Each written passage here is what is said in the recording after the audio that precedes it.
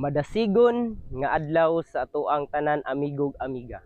Doon na po'y gusto nga ipabot ang atong buhi nga Dios sa matag usangan hika nato karon. Igala igsuon sa atoang pagpangalagad karon daghan kay mga litag sa kaaway, daghan kay mga bitik sa kaaway aron ikaw ug ang imong pagtuo diha sa Ginoo maguba o gusto niya kwaon ang imong pagtuo kay matud pa sa pulong sa Ginoo ang kawatan mianhi aron sa pagpangawat, aron sa pagpatay, aron usab sa paglaglag.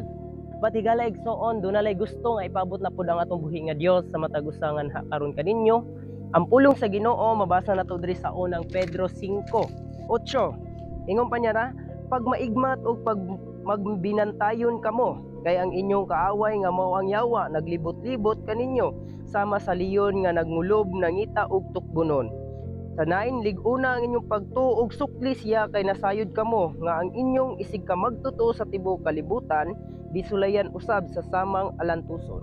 Ang Ginoo magapanalangin sa iyang pulong. Tigala igsuon gusto lang kaayong ipaabot sa Ginoo sa imuha karon nga kinahanglan nga kita magmaigmat kanunay subot pasabot kinahanglan nga magbinantayon ta sa atoang pagtuo sa atoang pagpangalaga diha sa Ginoo kay matud pa sa pulong sa Ginoo ang kaaway naglibot-libot lang na nangita og tukbunon sama sa leon nga nagnurob.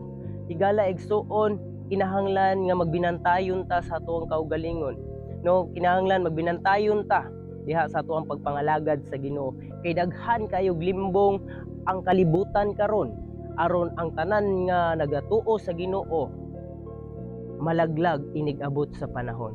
O gusto pod usab nga ipaabot sa Ginoo nga kinahanglan lig-una ang imong pagtuo diha sa Ginoo, mas ato pang ipagrow ang atong pagsalig pagtuo diha sa Ginoo, mas palauman pa jud nato ang atong pagtuo diha sa Ginoo kay sa diha nga moabot sa atoang ang pagsulay problema man mga trials sa kinabuhi igsuon dili ka basta-bastang matarog tungod kay ngano man ang imong pagtuo nakagamot naman og lawom ug ang imong relasyon mas nilig-on pinaagi sa imong pag-ampo diha sa Ginoo.